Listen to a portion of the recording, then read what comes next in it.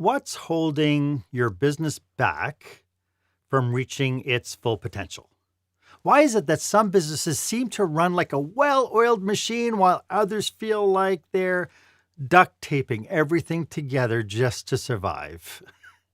If you've ever looked at your team and thought, why does it feel like I'm herding cats with a feather duster instead of leading a high-performing group? Know that you're not alone. And that's what we're talking about today on Marc Haine Live.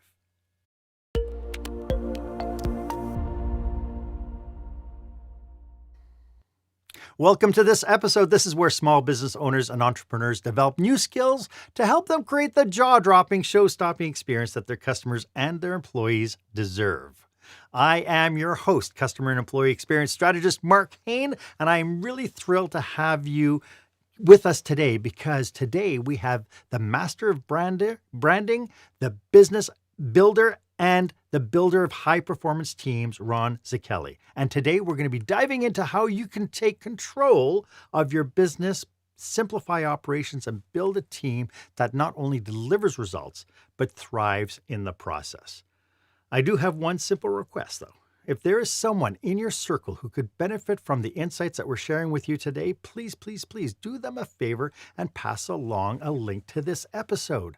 That way you get to share that knowledge that you pick up today, and you get to share it with other people. And as I always say, knowledge is power, but only if we share it. I know that you've built your business with passion and grit. But let's be honest, does it ever feel like you're running on a treadmill, working harder and harder and harder just to keep things afloat? Maybe you've got meetings that go nowhere, a team that's busy but not aligned, or you're drowning in complexity that seems to grow by the day. These issues don't just drain your time and your energy, they're costing your businesses serious money. And that brings us to our question of the day.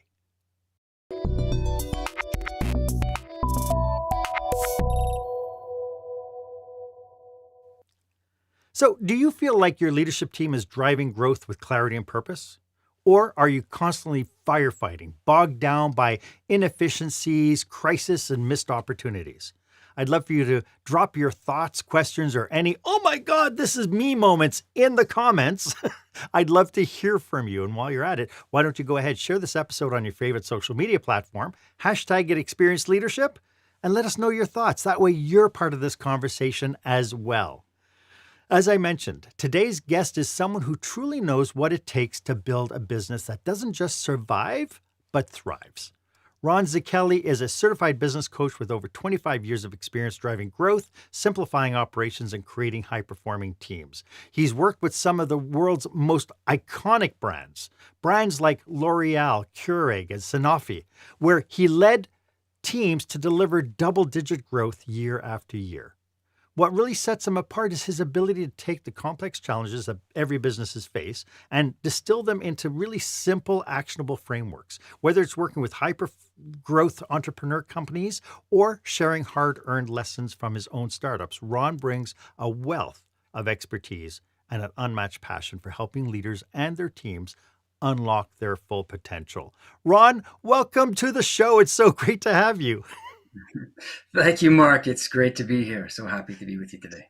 So maybe we could start off a little bit about who are your customers and how do you serve them?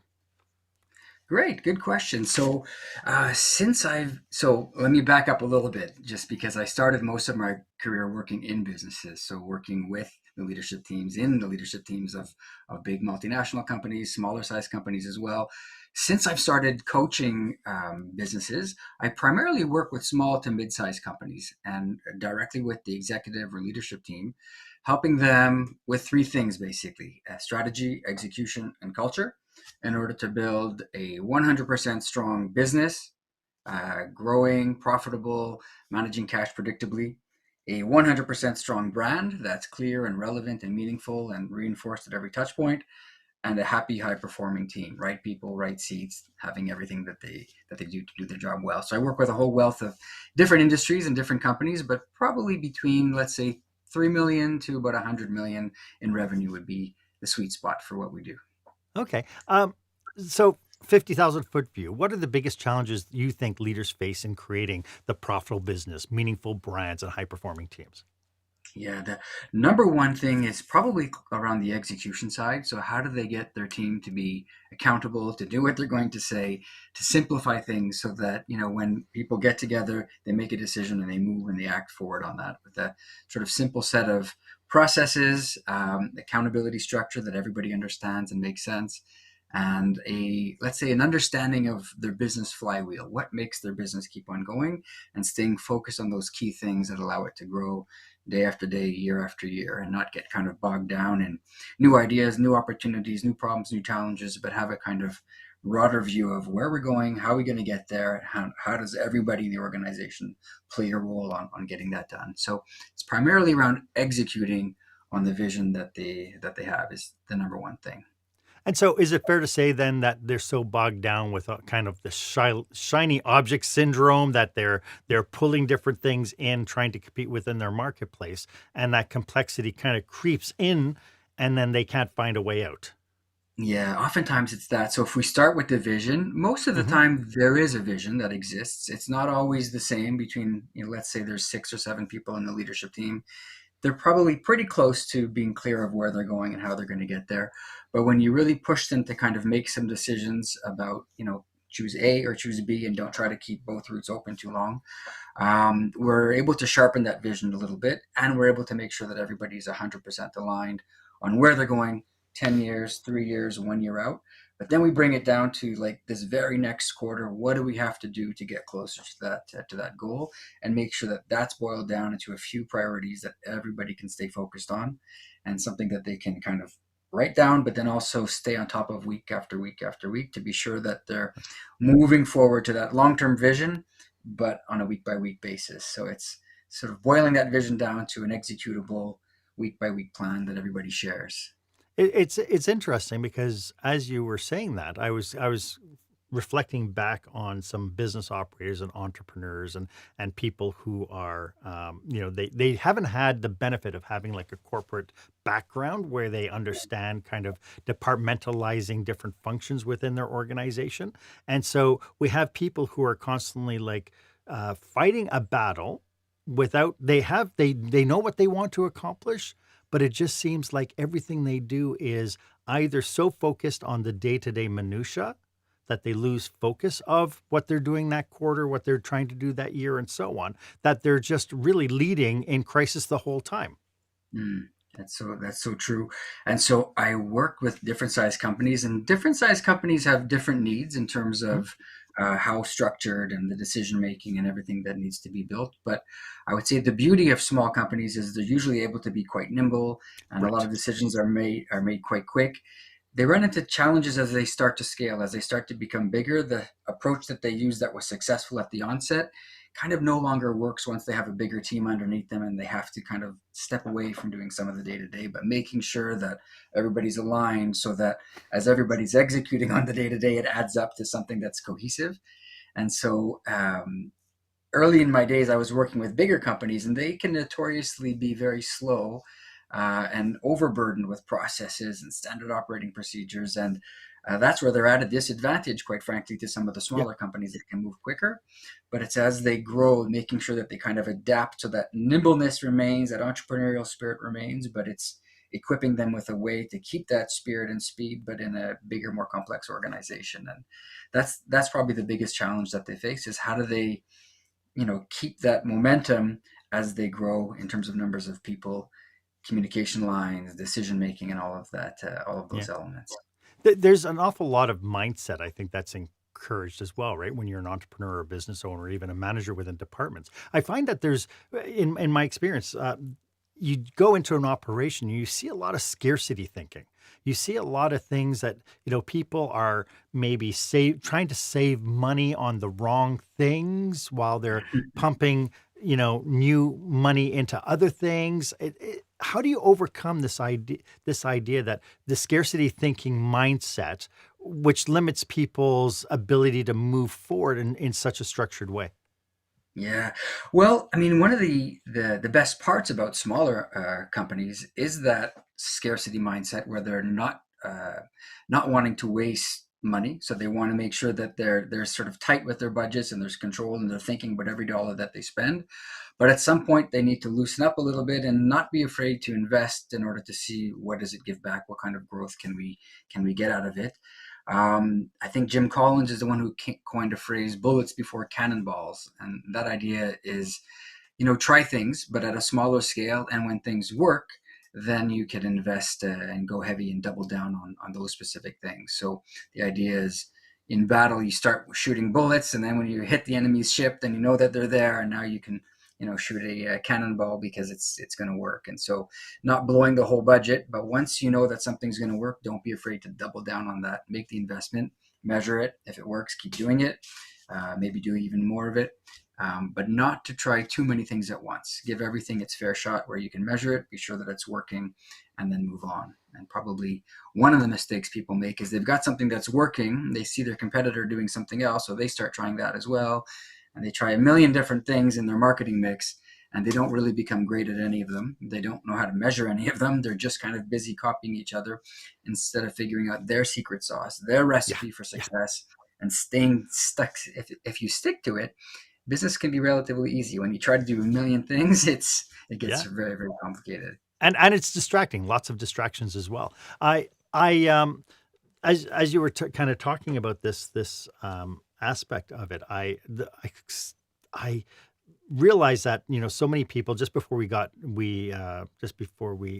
on, we were talking about this idea that there are a lot of entrepreneurs, business owners who are heads down. They're working in their business, they're not working on their business, and the whole frame of reference on what the reality of the world is really limited to their perception of their business. And so you get people coming going, oh no, it's the industry, we don't have control over this, there's nothing we can do about it. I've been doing this for 5 years now, and the demographics aren't here. We don't have enough customers. And there's all sorts of blaming. How do we overcome some of that mindset limitations? Yeah, well, you said it right at the beginning, the idea of in the business versus on the business. And so one of the things that we insist on, so when I work with a team, we take them off site for the full day. So we do a full day at a time, deliberately getting them out of their day-to-day so that they can kind of change their perspective. And we're rarely clear. Today we're working, and if it's a leadership team, everybody around the table is equal, and they're not here representing their departments. They're here almost like an advisory board working on the business. So they have to put their day-to-day aside, and they have to and we sort of slowly get them into a new mindset where they're thinking about the business from a much higher level. They're not thinking about their day-to-day problems and their day-to-day role, but really, let's look at this at a broader perspective. Luckily, as a coach, I have the ability to be able to bring perspectives from different industries and different companies, so I can challenge their points of view a little bit, and I can push them a little bit out of their comfort zone. Sometimes there's just one person in the group that's really stuck in their ways, and so to have somebody facilitating from the outside, sometimes you can bring the discussion to places that the whole leadership team is happy that it got to, because the conversations end up repetitive after a while. People start to know we're never going to win that battle, so I won't say anything. But when the external coach comes in, I'm able to say whatever I want. So I just go. I go where the danger is. What are they going to do? Fire you? Exactly. If they do, that's fine. But they bring me in for a reason. So I usually go where the danger is and really address those conversations to make sure that we're not getting into this kind of doom loop or repetitive loop where we predict what each other is going to say and we predict what the outcome is going to be. But I can allow them to kind of look at it with a fresh perspective and bring perspective from outside of their industry. Luckily, I've worked with lots of different companies, different sizes, different industries. Some things are unique, but most things in business, it's the same patterns that recur. And so helping them see where do they, what truly is unique for them, and what is maybe a false perception of what they think is unique about their industry. I love that. And so when we come back, I'd like to explore some key solutions to shake people out of their complacency and their status quo thinking. And we'll get to that right after this. When the spotlight shines on your business, are customers applauding or yawning? In other words, how is your business performing?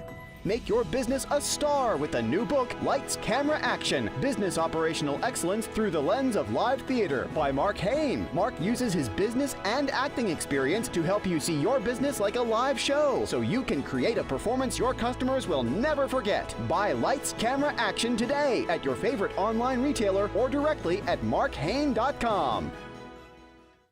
Welcome back. I am here with Ron Szekely, and we're talking about this idea of business operational excellence as a overall strategy. A lot of what we talk about on this show really boils down to leaders having the humility to understand that they don't have all the answers, and that a lot of the angst that we feel is based on the leaders themselves. And it really looks like that when you see a well-run organization, like when we look at our competitors who seem to be doing really well, the leaders seem maybe that they have a tool belt of superpowers. What are these superpowers that they have that makes them successful, and how can leaders learn to adopt them for themselves? The superpowers of leaders, I would say I think there's 9 superpowers in my opinion, and they fall into 3 buckets. I think there's 3 superpowers that fall under the notion of vision. There's 3 that fall under the notion of kind of execution or momentum, and then there's 3 around creating a healthy team. So the 3 that I would say are super important for being a visionary leader is, number 1, the ability to predict.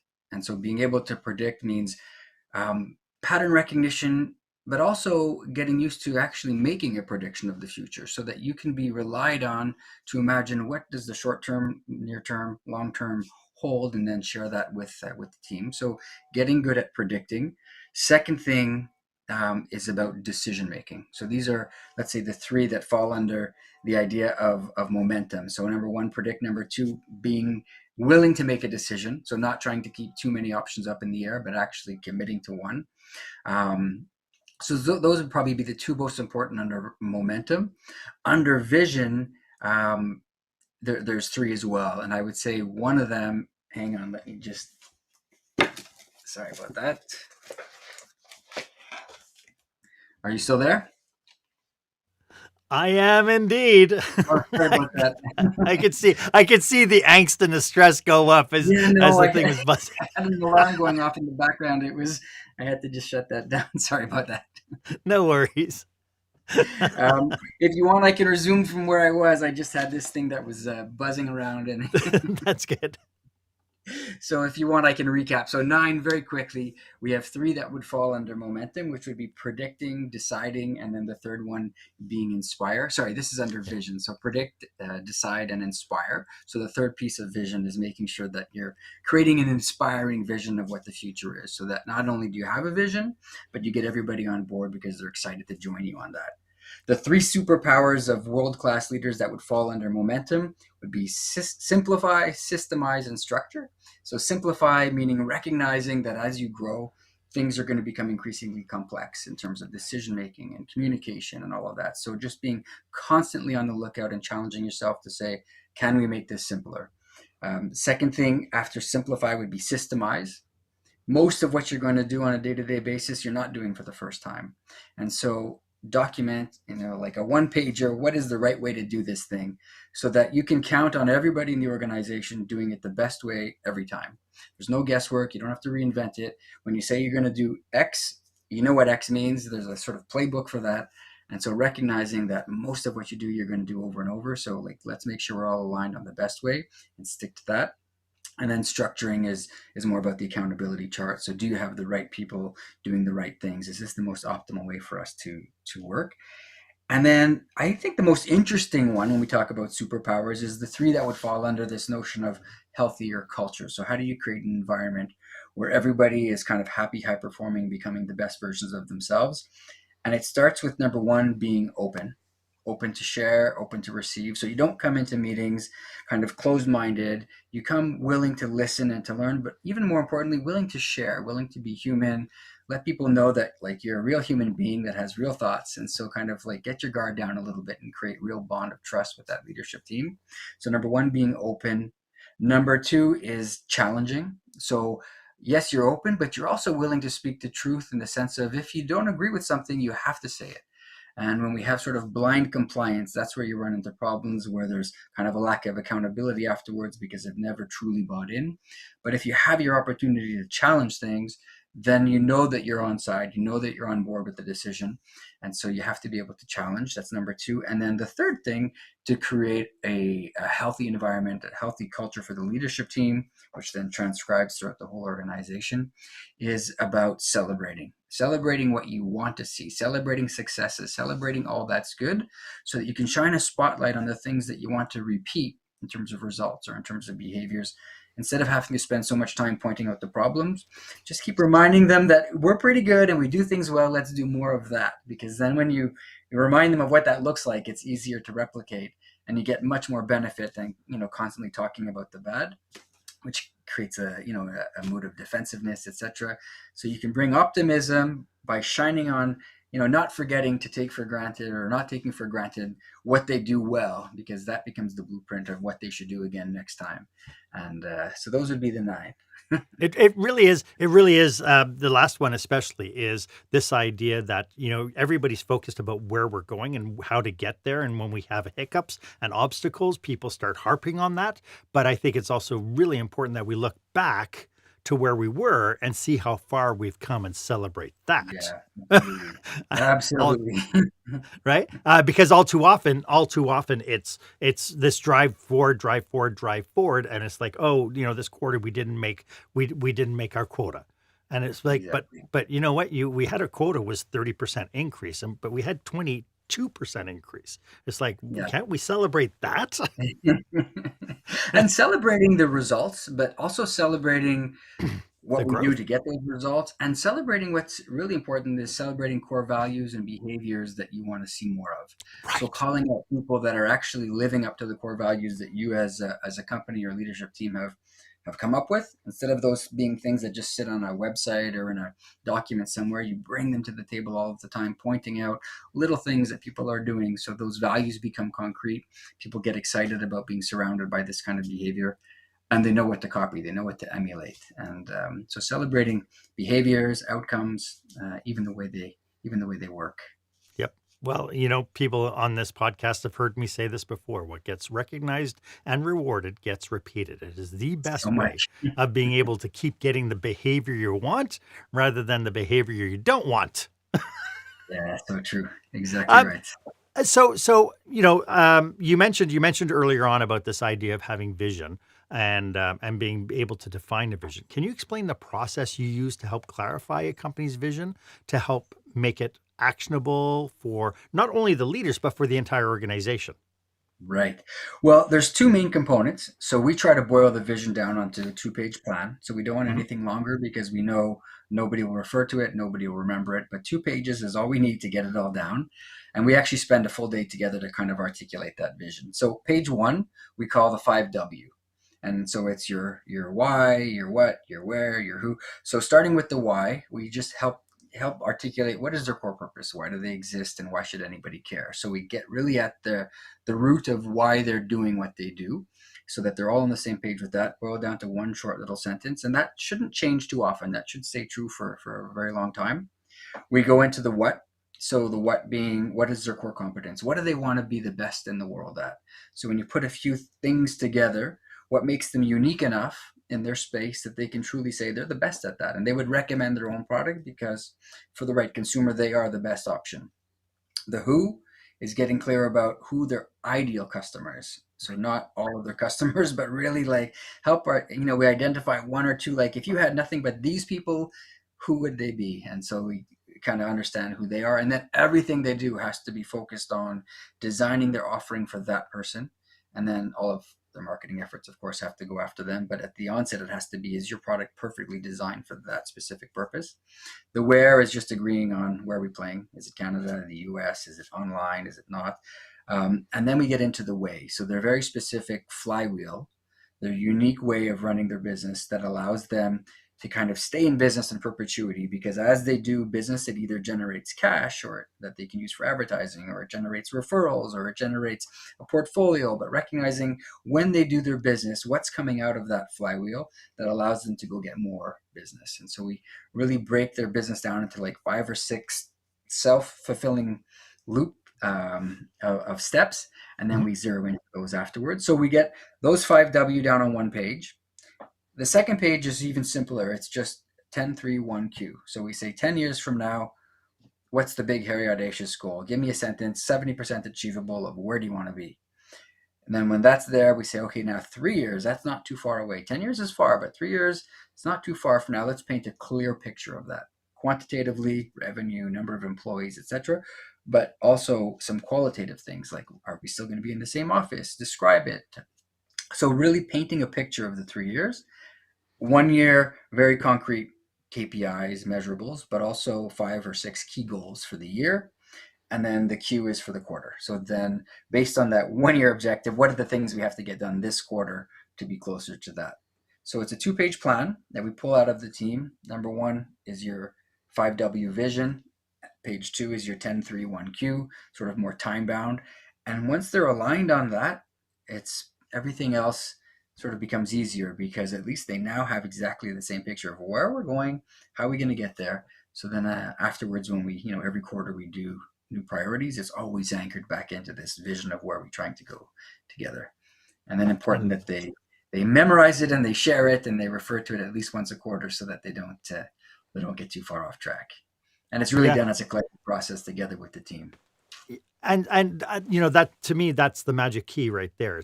This is not a top-down process. This is everybody at the table with their own biases, their own perceptions, their own expectations, all come to the table to share, so that you get more well-rounded kind of buy-in, especially from everybody involved. Yeah. And it happens so often. We'll have, let's say the president will be, we're saying, how big will you be 3 years from now or 10 years from now? And the number that they have in their head is actually smaller than most of the people around the table. They're all ready to grow much faster and to dig in. And the president or the leader is always like, really, you guys think we can do that? And just, it's like, hey, we've got a new target. And, it's such a dramatic difference. If you say you're going to grow 10% a year versus 20, it's a whole different game plan. And so just articulating that growth rate and profitability, how much profit do you want? And putting that in first, then the whole team's energy and creativity is aligned around something like as simple as like, how fast do you want to grow? How much money do you want to make? A few key decisions that sometimes we think are made already, but they're not in everybody's heads. Yeah. It was interesting. I had a meeting with an entrepreneur once, and he was running a business and he had a challenge scaling. And I said, you are a real anchor to this business. And he puffed up his chest and he said, oh, well, thank you. And I said, no, you don't get it. You're the one holding the business back. You got all these people just biting at the bit to go and to help you move forward. And you're holding them back because of fear, because of changing circumstances or perceptual distortions or whatever, right? And so it is really powerful getting people all around the table from every aspect of the operation. Yeah. And it doesn't mean you stick with that vision forever. You revisit it, but at least you're all aligned at the same time. And if you change it, you all change it together. And there's a sort of team camaraderie that happens after that, because it's like they're all going the same place together. Because it's co-created, co-authored, right? People have buy-in because it's part of my vision. Yeah. Right. This has been fabulous. Ron, how can people get in contact with you if this is resonating? Yeah, absolutely. So I work with I created a system called Boss 360 together with another colleague. So BOS 360. So boss360.ca. There's a website there. You can also find it on LinkedIn, or you can just reach out to me personally. So Ron Szekely, as you see on the screen. If you're listening, it's RON SZEKELY. You can connect with me on LinkedIn if you like. And so the way that we coach, I have a team of other coaches that work with the same system. So if anybody's interested, speak to me and I'll connect you to either myself, we'll keep talking, or somebody in your area, or somebody else in the team. But you can find me on LinkedIn or on the website. Lovely. Let's talk about meetings. I can't tell you how many times I've gone into organizations and they have to have, we're going to meet once a week, and they get together and it just seems to be a colossal waste of time. It's usually centered around the boss or the manager dictating, carrot and sticking people. How can we better execute meetings? Because it just seems to get ridiculous. Yeah. And it's always the case. So every time we meet with a potential new client, one of the questions that we ask them is to rate, and this is a meeting with the full leadership team, to rate their current meetings on a scale of 1 to 10. And it's always a 2 or 3. Without exception, nobody's like, oh, we've got great meetings. They all loathe their We meetings. love it. And and so then, so when we say, okay, so rate it on if you had to give it a number of stars on 5, how many would you give it? And again, it's like 1 or 2. And so then the question is, like, if you were trying to rent an Airbnb or an Uber, would you ever choose one that had a 1 or 2 star? Like, absolutely not. And so we introduced to them a concept we call the 5-star meeting. And the idea is, unless you give a meeting a 5-star rating at the end of the meeting, then you're doing things wrong. And so at the end of every meeting, we take 2 minutes to just put your hand up and say, how many stars do we give it today? And if it's less than perfect, you have to talk about it. Like, what didn't go right? You didn't stick to the agenda. Somebody didn't show up on time. Somebody was on their phone, whatever happened. So that's an important part. But the 5-star meeting itself is structured in a way. This is a weekly meeting. That is the most efficient way to have a very productive meeting, where the bulk of the time is spent tackling the most important issues and getting to the root cause of the issue and making it go away forever. So it's a very specific methodology that actually spells out the word star. And when you follow that, people seem to land on what are the key issues that we need to talk about. Then they talk about the key issues and they make them go away forever. There's always action items that are recapped at the end. And then the very next meeting, 1 week later, you relook at those, that everybody do exactly what they said they were going to do. So you start to get into this routine of trusting each other, getting things done, focusing on the most important issues, and very effectively. So it's usually a 90-minute meeting, 60 minutes of which is spent tackling key issues together, and with a good way of getting it done together. And so at the beginning, their meetings, even though they say there may be a 1 or 2 star, within about 3 months' time, all of their meetings are consistently 5-star meetings. They're just loving their meetings and they look forward to them, which seems impossible, but we're happy to say that it takes a few weeks or even a few months, but eventually they learn to love their weekly meetings together by following this kind of methodology that we've introduced And into. it's really what you've done is you've just put together a definition of behavior, of expectations, right? And I see this, I work for a municipality, and I can't tell you that not one meeting ever started on time, ever. And, Okay. you had the people who were committed to being there on time, but then after a while, it's like, you know what? It's a 3:00 meeting. It never starts until 3:15 because the CAO doesn't come down, and he always comes down late. And so then everybody's showing up late. Right. And so we need this roadmap. Is there a resource online? Do you have this published anywhere that people could refer to if they needed help? You know what? I'm going to publish it. It's something that we teach, but we've got a document. I'll put it up on the website right away so that people will be able to access it. Okay, if you wanted to give me the link to it, I'll put it in the show notes to people, because everybody needs that help. And what's interesting about this idea of, it's something that you coach and you teach when you do your organizations. But what ultimately happens is sometimes there's not enough humility, there's not enough self-awareness in leadership teams, that they must bring somebody like you into the boardroom to help them figure this out. So as much as we have, DIY all over the place for everything, really, you bring somebody in who can help you shave off the months and months and months of development because he has the expertise. Well, I thoroughly encourage you to call Ron and to help you if you see that you have this challenge, because it's something that it pollutes the work environment. Everybody starts, getting frustrated by these 1-star or 0 stars or half-star meetings. And I know it could be a game changer if we can do it really well. You turn meetings from being kind of this poison into kind of this shared experience where people share openly and honestly. A lot of what we're talking about really seems to focus on the culture around values, doesn't it?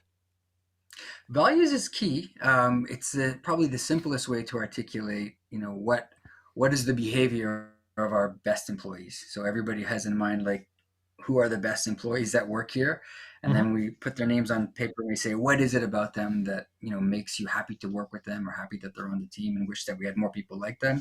Come up with a few adjectives, and then those are the values that seem to be kind of common among the team, of like, if everybody did this, we'd be very happy to be working with each other. And so when you keep those top of mind, it gives you an opportunity to call out behavior that is kind of off track without it feeling like it's, coming from left field. It just censors it back to, these are the values we're looking for. And so when you keep highlighting every time somebody's kind of working that way, it starts to become contagious. It starts to become the way that everybody they see each other behaving, and so they start to follow suit. But you need to kind of agree on that, and then that's an important part. And then the way the leadership team learns to work together, they then bring to the rest of the organization. So the way they run meetings and the way they hold people accountable, or the way they do performance reviews, or all of these aspects become, it creates a sort of shared way of working as a team, and they create the organization that they're happy to be part of in the end. Yeah, and again, it becomes the adage of, if you model it, they will mirror it. Exactly. Yeah. So how do you create a culture where people not only perform at a high level, but they're also generally enjoying work? Because when you look at the polls, when you look at Gallup, I mean, it's poisonous. That says, that 51% of the working population right now are severely disengaged at work. And so when you say, look at your top performers and then see what they're doing and what you'd like to model, part of the challenge is a lot of organizations aren't set up to support that high performer over a long period of time, and that high performer peters out after a while. Yeah, it's true. And somehow we've mistaken a happy place to work, thinking that it means that you have to give them a foosball table and, work from home or have Fridays off, or like people think that it's all about comforts. But what we see is people, when they feel like they're part of a high performing team that they're contributing to, they're becoming the best version of themselves. They see how they fit into the vision. They're given feedback. They're given like slight stretch assignments. They're not taken for granted. The basics around creating like a high performing mindset where it's growth oriented, you're helping each other, you're happy to help, and you're happy to be helped. That creates engagement and satisfaction, and people learn to love their jobs through that, much more than when we spend all of our efforts trying to, let's say, shelter them or protect them, or worried about giving them more and more money. It's really not that. Of course, you have to pay them fairly, but they want to be part of something that they're becoming the best version of themselves in. They're part of something collective. And the work that we do on vision, understanding your core purpose, why do you exist and why should anybody care, even your core competence, what are you the best in the world at? When you're working for an organization that's truly the best at what they do, that they're super proud of, they're proud that like every one of their consumers, they know that they're delivering value to them, and they keep that consumer top of mind. So like every day they come to work, they remember that they're working for that person and they're doing a really great job. They're creating great things, great services, great products that wouldn't exist without them. And if that's connected to a core purpose, a why that's even at a higher level, that's all of the fuel that they need to kind of have the engagement. And then you just reinforce that, and you create like a place that it's fun to be part of, a challenging environment versus like a sheltered, protect me, inward looking kind of, you can't handle more kind of mindset, where everybody kind of eventually leaves for whatever reason, whether it's their boss, whether it's the money, they find some other reason because they've stopped thinking about, why am I doing this? And it comes down to core purpose and doing something of value for the end consumer. And it can't just be lip service, right? It can't be the managers just turning around and saying, okay, this is the way we're going to behave now. So it has to be something really sincere, something that's worked towards, something that's done with intentionality. When we come back, I'd like to talk about some cautionaries and pitfalls, because I do know that there's people out there who might consume this information and saying, okay, yeah, we're going to do this. But then without having all the tools, sometimes we fall into the pit, or we run into bigger obstacles than we created, and we create this toxic workplace. We'll get to this right after this. All right. When you're delivering an important speech to a huge audience, it's easy to lose your place or go way over time. Give yourself an advantage with the Pro Speaker Presentation Speech Timer app. No more checking your watch or calling for time. The Pro Speaker Presentation Speech Timer app keeps you on track with easy-to-see timers, even changing color for visual prompts during your speech. And you can set audio cues to practice, or set it to vibrate so you don't even have to look. Be the pro you know you are. Download the app at speakerpresentationtimer.com. I don't know about you, but I'm having a great conversation, and I hope you're getting a lot from this. As you can tell from our discussion today, you can tell that Ron and I are deeply dedicated to supporting business leaders just like you. So, if you're in the midst of planning a leadership retreat, an industry conference, or you're looking for some amazing content, or maybe you just need some expert guidance, we're just a message away. Feel free to reach out for a conversation about your unique challenges or to discuss how we can collaborate to help you achieve your goals. Our contact information is in the show notes, so reach out. That's what good leaders do. They recognize and they reach out for help. So Ron, what advice would you give business owners to avoid pitfalls? All too often, things become band-aids. People go to a conference and they come back and they go, "Oh, I just learned something. We're going to make it happen." How can we stir the pot and make sure that people aren't falling back into bad behaviors?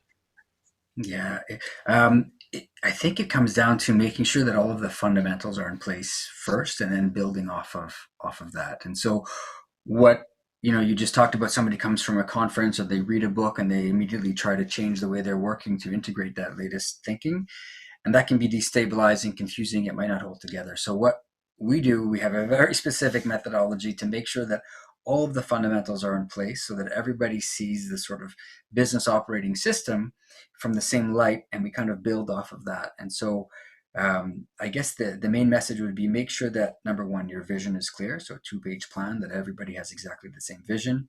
You've aligned on your kind of meeting process and your accountability charts and the basics around execution. You have some fundamentals in place in terms of culture, and then you build off of that. But you don't keep changing directions, adding in new flavors of the month, because that's totally destabilizing. It doesn't need to be complicated. Stick with a kind of simple system, and then build slowly off of that, making sure that everything always holds together. And it's the analogy we use with metrics when we build them. It's if somebody is trying to do let's say they're trying to lose weight, so they have an exercise plan and they decide they're going to work out 3 times a week and they're going to limit their calorie intake to 2,500 calories a day. And so that's their plan. And so what ends up happening is they start the diet plan and they get on the scale after one day and they don't see that they're losing weight. And so they switch their diet up, and all of a sudden they're doing keto, or they're doing intermittent fasting, or they're doing hot yoga. They keep changing their strategy. And the problem is never the strategy. Like, if you have a diet plan and an exercise plan, like, if you do it, it's going to work.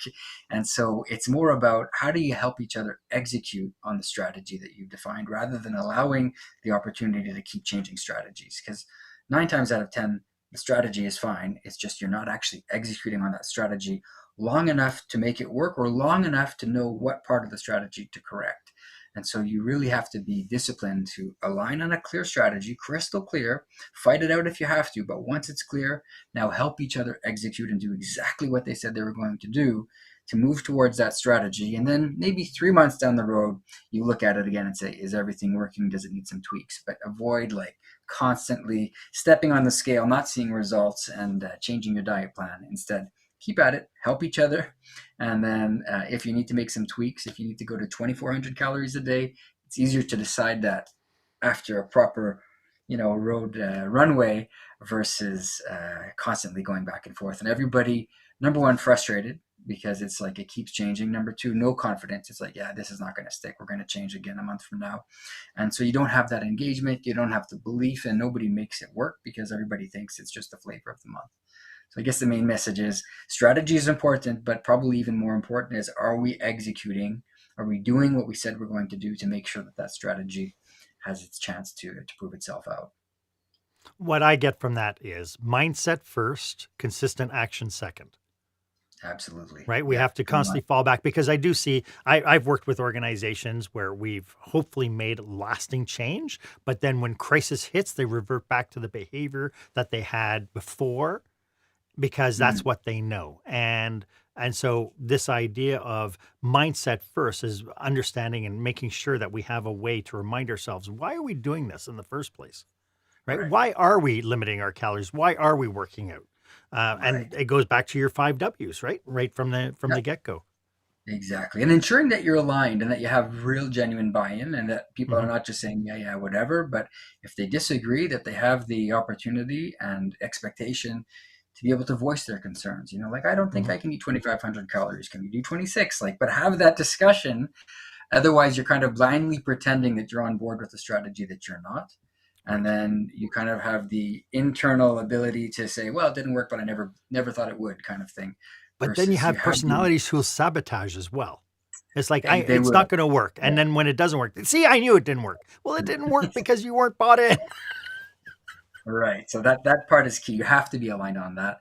And then once you are, then you have to have everybody's best effort to make it work and help each other execute on that strategy. So if I need somebody to phone me and say, do your exercises, then that's going to help. But don't step on the scale if I haven't bothered doing the things that were supposed to affect it. This has been a brilliant conversation. As we wrap up, do you have any last thoughts about what we've been talking about today? No, just I think we have a shared passion for entrepreneurship, and I've seen equally great people running businesses. Some, it's a disaster. They hate it. Everybody hates it. The employees want to leave. Nobody wants to work there. They're not making money. Things are falling apart. Very bright people, but just get a few things in the right direction, and suddenly business can be a lot of fun, meaning people want to work there. They love going to work. They're making money, but most importantly, they're making products that their consumers are loving. And so I know firsthand that when entrepreneurs, with all of their passion and courage and dedication, get it right, not only do they have freedom and enjoy their best version of life, they're creating great things in the world that consumers learn to love. And so to the extent that you or I can help entrepreneurs figure things out, I know it's not easy to run businesses, but there's so many successful businesses out there that you can learn from, that don't give up, just make those tweaks, stick to it. And to all the entrepreneurs and businesses out there, my hat goes off. I love what you do in the world. You're making the world better through your courage and continued effort. So all the entrepreneurs, keep it up. Well, great lasting words. Could you remind everybody one more time how they can get a hold of you? Sure. You can start by connect with me on LinkedIn is probably the first step. So Ron Szekely, Szekely. You can find me on LinkedIn. You can also look for boss360.ca. So BOS360.ca. There's a website there. There's a contact form. Either of those two ways, and we'll connect, and hopefully we can help each other. Love that. Ron, thank you so much. I really, really want to acknowledge you for bringing your passion and your expertise with us today. It's been brilliant. It's been a lot of fun. Thanks, Mark. Thanks for what you do. Thank you so much. Hey, why don't you let me know if this was of value to you? As always, my offer stands. If you would like 30 minutes of my time to brainstorm your business with you, your team, feel free to book time on my online calendar. The link is in the show notes. And if anything of this resonated with you and you think that Ron could be of service to you, his contact information is in the show notes as well. Make sure you reach out. Good leaders know how to use their resources, so reach out. It would be an honor for us to serve you to help make your business better. And while you're at it, why don't you leave a comment or review about this episode? I'd love to get your feedback. Was this of value to you? And of course, if you haven't done so yet, what are you waiting for? Make sure that you subscribe to this podcast. That way you'll get notifications when I bring you fresh new content each and every week with brilliant experts just like Ron. Thank you for joining me today. My name is Marc Haine. I hope you stay safe, stay healthy, and I hope you dare to be the exception.